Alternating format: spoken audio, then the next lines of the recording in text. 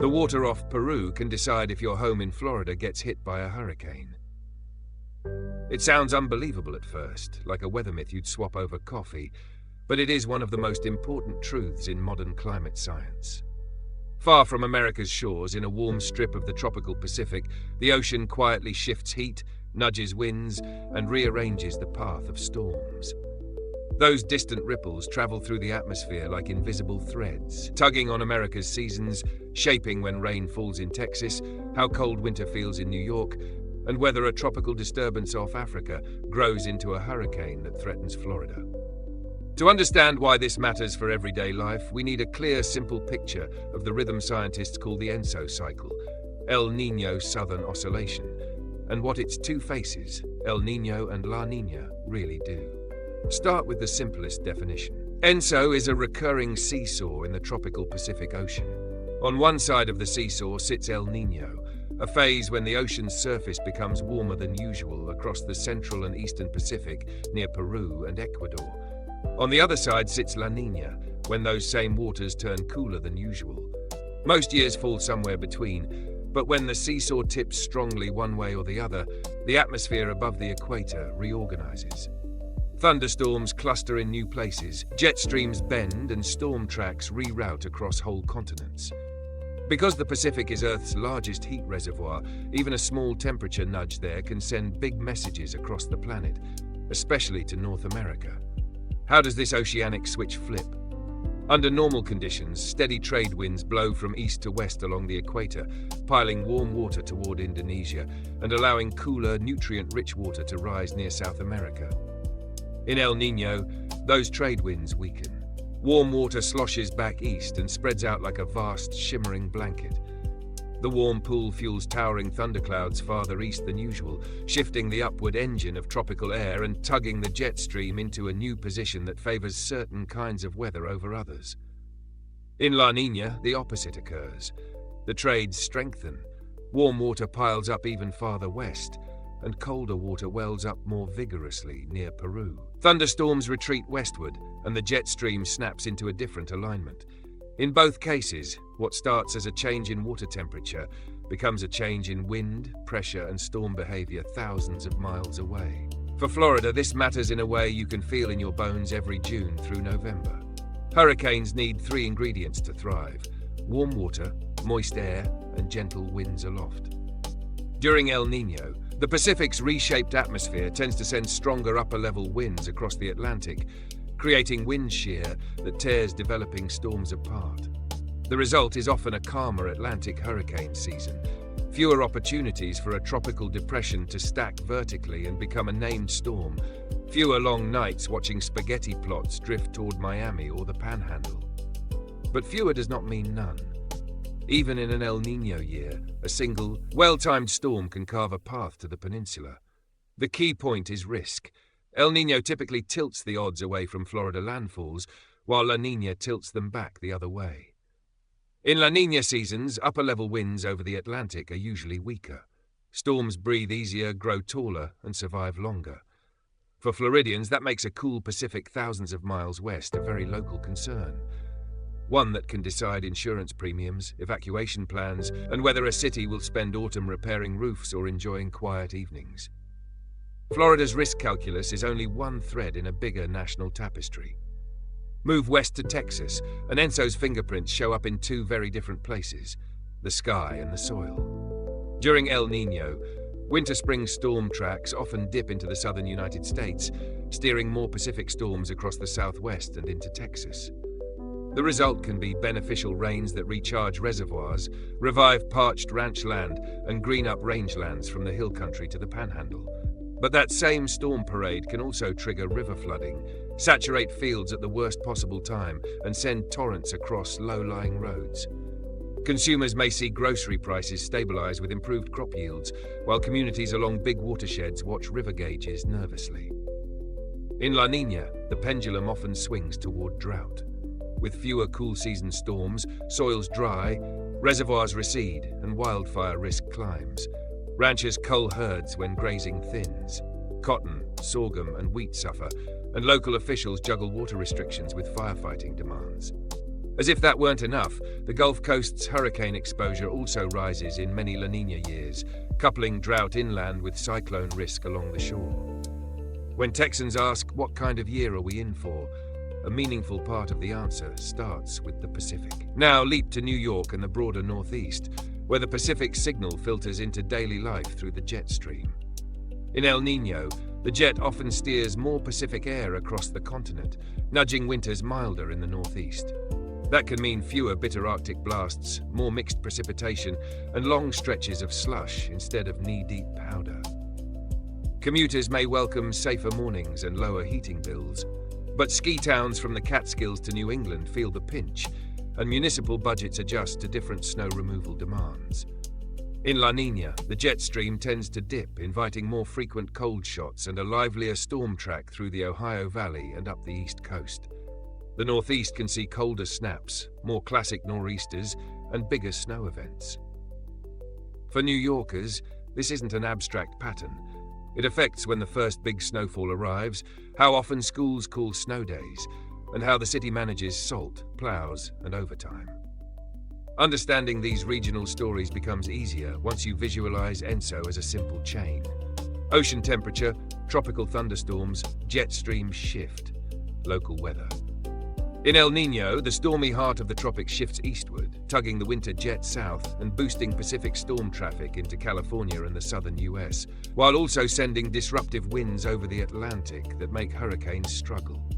In La Niña, the stormy zone shifts westward, relaxing those disruptive winds over the Atlantic and allowing more hurricanes to develop, while pushing the winter jet into a configuration that favors a colder, stormier northern tier. None of these outcomes are guaranteed every time.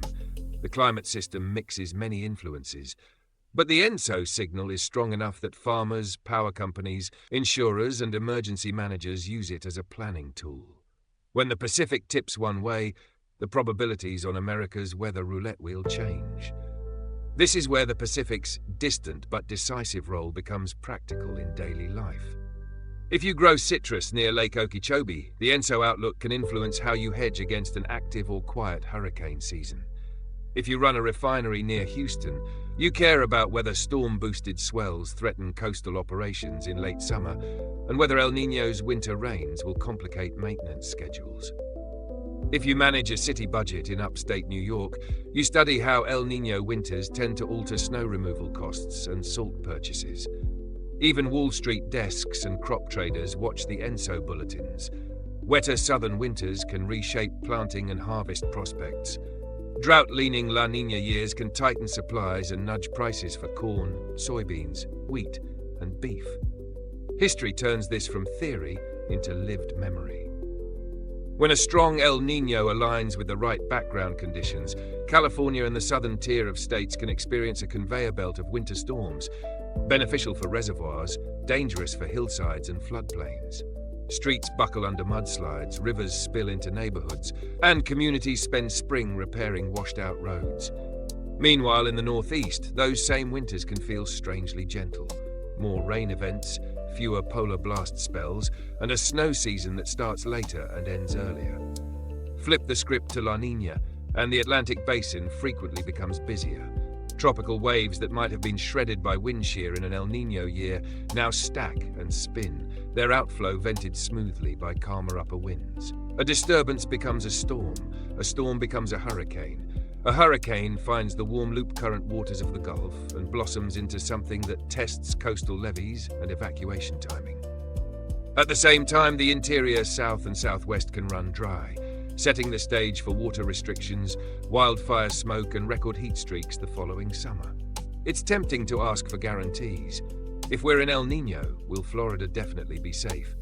Or, if La Niña returns, will New York absolutely get walloped? But the atmosphere rarely deals in absolutes. ENSO tilts the odds. It doesn't script the season. A single rogue pattern can override the background for weeks. Local sea surface temperatures, the position of the Bermuda High, early season Saharan dust, Arctic variability, and even soil moisture can amplify or muffle ENSO's message.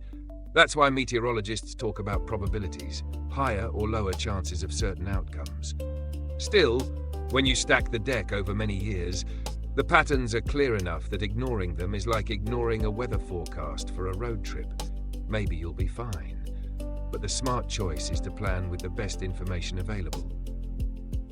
For families, planning with the Pacific can be simple. In a La Niña outlook, Florida households revisit hurricane kits, confirm insurance details, check roof tie-downs, trim trees near power lines, and map evacuation routes that avoid flood-prone roads. Along the Texas coast, businesses review surge maps, test backup power, and coordinate with suppliers to diversify delivery windows around peak storm months.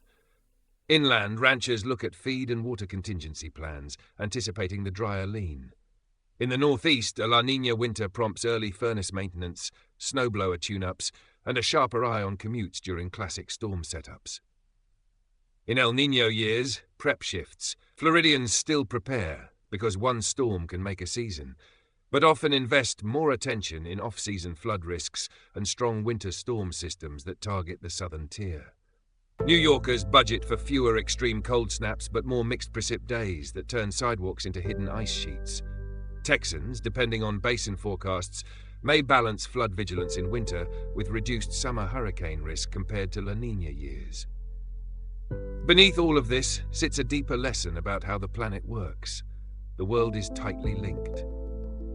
The Pacific does not stay in the Pacific any more than a ripple stays where the stone fell.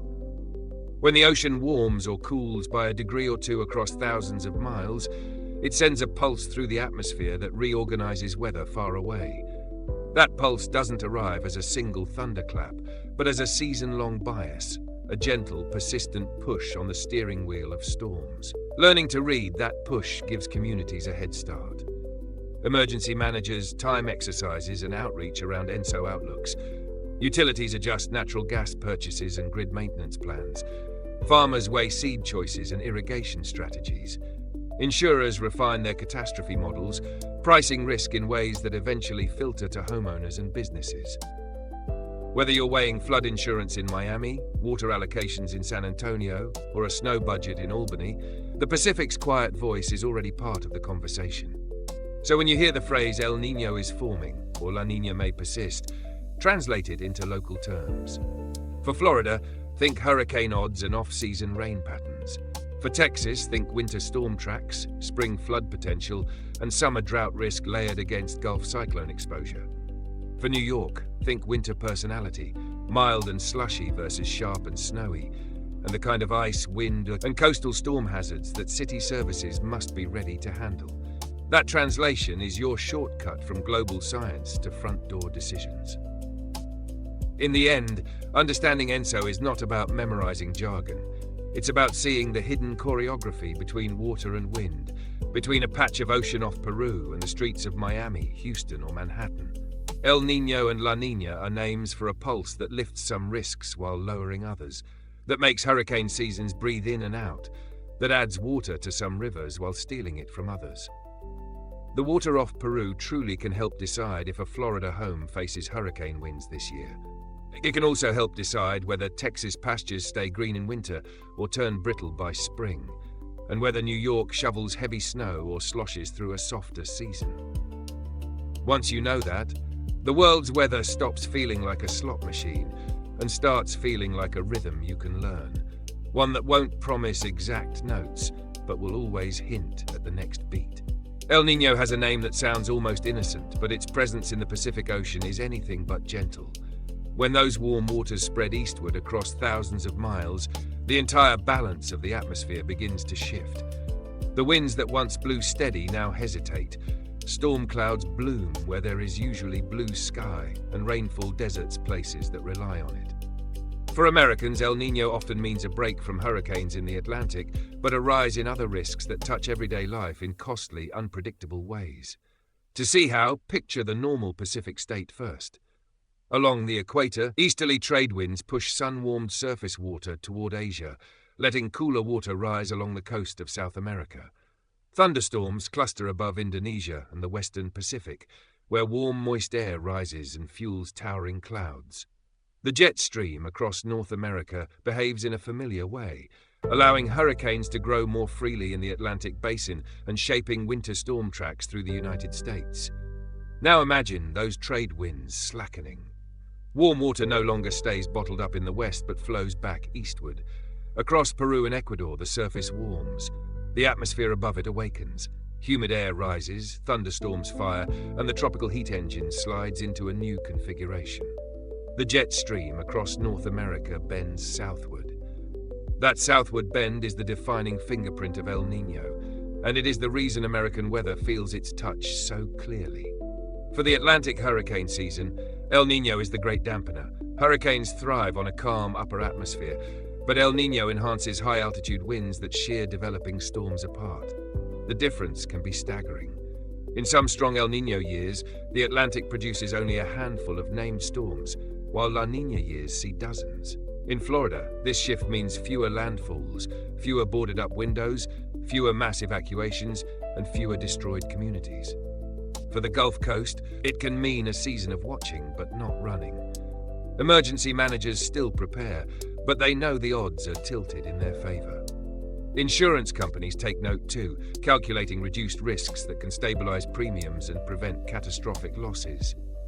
But El Niño's benefits in the Atlantic are balanced by new hazards elsewhere. Along the Pacific coast of the US, El Nino tends to open a storm highway. The subtropical jet stream aims at California, steering one wet system after another. For drought-stricken reservoirs, the rain is welcome, but it often arrives as a deluge rather than a drizzle. Hillsides collapse, rivers breach their banks, and roads wash out. The El Nino of 1997-98 remains infamous for the floods and mudslides it unleashed on California, causing billions in damage. The pattern repeated, though less severely, in 2015-16, when El Nino rains battered the west. Farther inland, Texas and the southern United States also feel El Nino's storm belt. Winters turn wetter, sometimes dramatically so. In 2016, parts of Texas endured widespread flooding linked to El Nino's grip. Farmers and ranchers walk a narrow line. Rain can feed crops and livestock, but too much leaves fields unworkable and livestock vulnerable. For city dwellers, swollen rivers and saturated ground mean longer recovery from even ordinary storms. Meanwhile, in the northern states like New York and the Northeast, El Nino often delivers milder winters. Instead of bone-deep cold and blizzards, the season softens into more rain, less snow, and higher temperatures. At first glance, this sounds pleasant. Families pay less for heating, commuting is easier, and icy emergencies are rarer. But there are costs hidden in the comfort. Ski resorts lose business, snow-dependent economies sag, and cities must adapt to slushy conditions that can freeze into black ice overnight. And because winters are warmer, pests like ticks survive longer, raising public health risks into spring. The economic reach of El Nino is astonishing. Agriculture, energy, transportation, insurance, and tourism all shift in its wake. California's crops benefit from replenished reservoirs, but too much rain washes nutrients from soil. Texas agriculture swings from boom to bust, depending on whether rainfall nourishes or drowns. In the Northeast, reduced heating demand lowers energy use, pushing down natural gas consumption, while insurance claims rise in the West as storms and floods cause more damage. Even the stock market takes notice. Commodity traders watch El Nino forecasts closely, adjusting investments in grains, livestock, and fuel. A warm pool in the Pacific can ripple into grocery bills across America. Health impacts are another overlooked dimension. Heavy rainfall in southern states during El Nino can increase mosquito breeding grounds, raising the likelihood of West Nile virus outbreaks. Flooding contaminates drinking water in rural communities, bringing risks of gastrointestinal illness. Milder winters in the north allow pests to thrive, while shifts in rainfall patterns affect allergy seasons and respiratory conditions.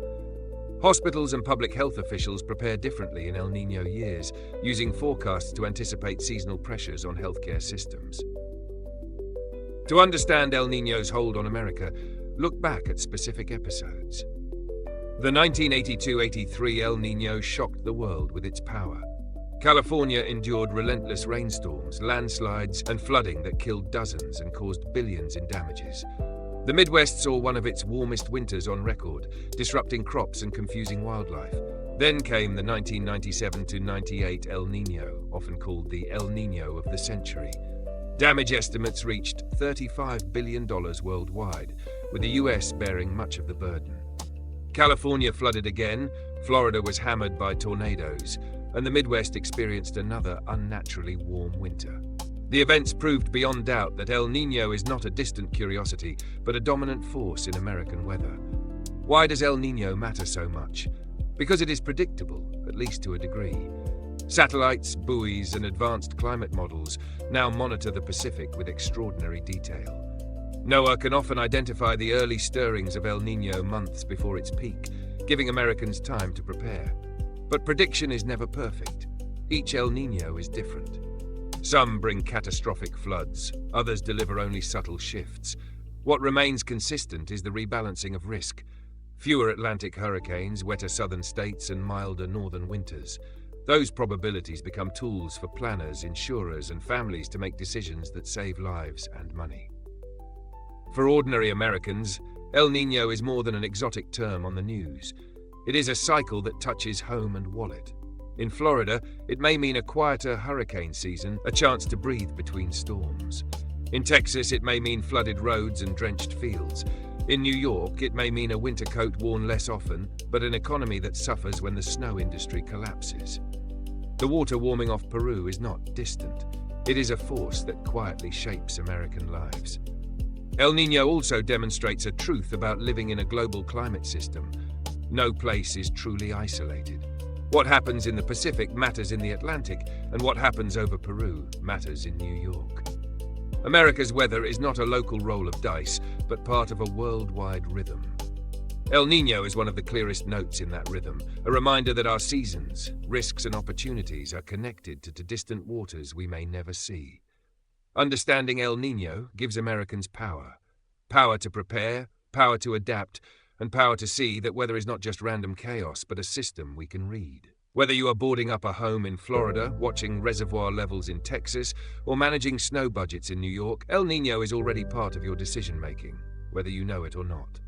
And every forecast that mentions its name is not just scientific jargon. It is a message about your year ahead. La Niña, the so-called little girl of the Pacific, might sound harmless, but in reality she is America's hurricane alarm bell. Where El Niño damps down storm activity in the Atlantic, La Niña unleashes it. Where El Niño softens winters in the Northeast, La Niña sharpens them. Where El Niño drenches California, La Niña often dries out Texas and the South. This cool phase of the ENSO cycle is a stark reminder that what begins as a shift in water temperature thousands of miles from America's shores can rewrite weather headlines across the nation. La Niña begins when the trade winds strengthen, pushing warm surface water westward toward Asia. This allows colder water to rise along the South American coast, chilling the eastern Pacific. The atmosphere responds like a domino line. Thunderstorms retreat to the western Pacific, the jet stream bends, and new patterns emerge across North America. For the Atlantic basin, the result is devastating. Hurricanes face less resistance. Without strong upper-level winds to tear them apart, tropical storms organize more easily, grow faster, and survive longer. For coastal communities from Miami to New Orleans to Houston, this is the most dangerous phase of the Pacific's hidden cycle. History is filled with reminders. In 2005, under La Niña's influence, the Atlantic produced 28 named storms, Katrina, Rita, and Wilma among them. Katrina alone claimed more than 1,800 lives, displaced over 1 million people, and caused $160 billion in damages. In 2020, another La Niña season shattered records with 30 named storms, exhausting the alphabet of storm names and forcing forecasters to use Greek letters. Repeated evacuations battered communities already strained by the pandemic. These seasons prove that when La Niña cools the Pacific, the Atlantic roars.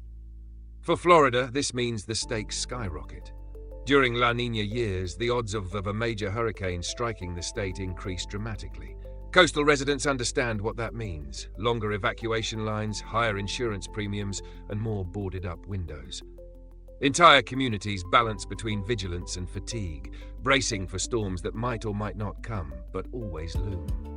The calm protection of El Niño vanishes, replaced by heightened anxiety as La Niña seasons stack the odds against safety. For Texas, La Niña brings a double-edged sword. Along the Gulf Coast, hurricanes stalk cities like Houston and Galveston. Inland, the state often swings toward drought. Reservoirs shrink, crops wither, and ranchers face tough decisions as pastures dry out. In 2011, a strong La Niña event triggered one of the worst droughts in Texas history, costing the agricultural sector more than $7 billion. At the same time, the Gulf remained primed for storms. The paradox is cruel. Not enough water for crops and people, too much water when storms strike. Texans live this paradox with every La Niña cycle, caught between scarcity and disaster. For New York and the Northeast, La Niña's power arrives with winter.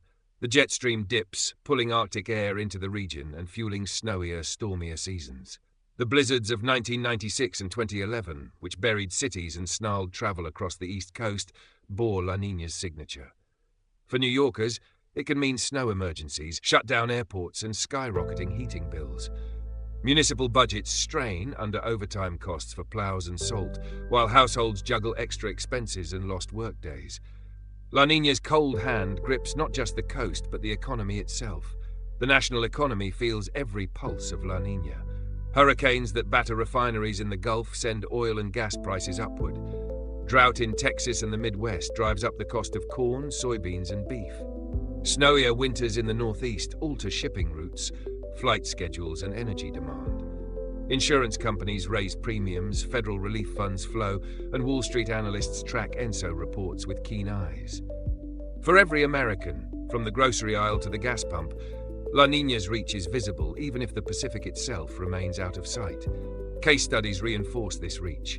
In 1973-74, a strong La Niña coincided with crippling drought across the United States, contributing to global food shortages. In 1988-89, another La Niña caused extreme heat and dryness, leading to $40 billion in agricultural losses.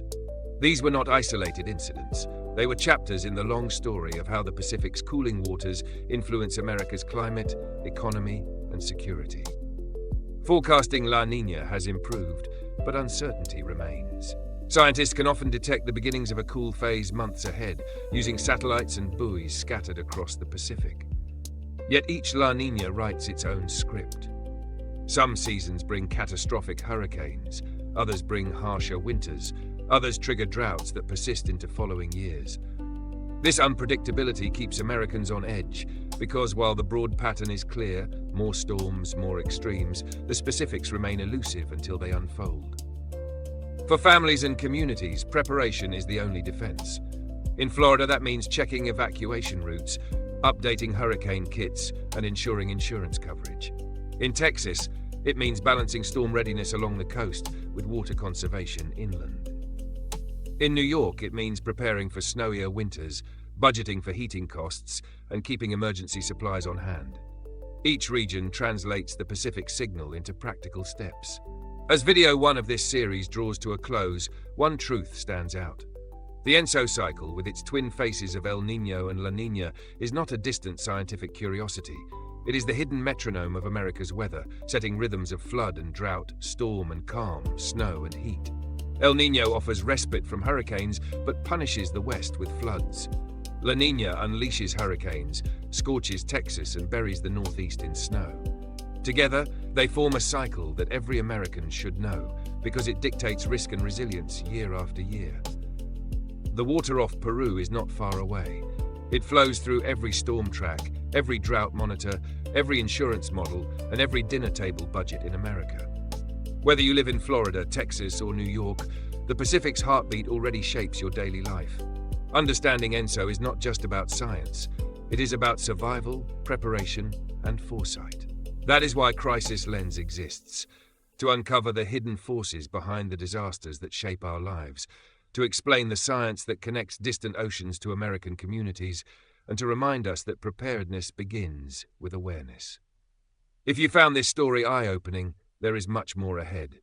In the next video, we will dive deeper into El Niño itself, exploring how it calms the Atlantic but unleashes chaos on the West Coast. For now, take this as your takeaway. La Niña is America's hurricane alarm bell. El Niño is its counterweight, and together they shape the nation's fate. If you want to stay ahead of the storm, don't just watch the Atlantic, watch the Pacific. Thank you for watching this first part of our ENSO series on Crisis Lens. If you want more science-driven breakdowns of the disasters and disruptions shaping our world, make sure to subscribe, tap the notification bell, and share this video with others who want to understand the forces at work in our climate. Together, we can build awareness and resilience in the face of nature's most powerful cycles.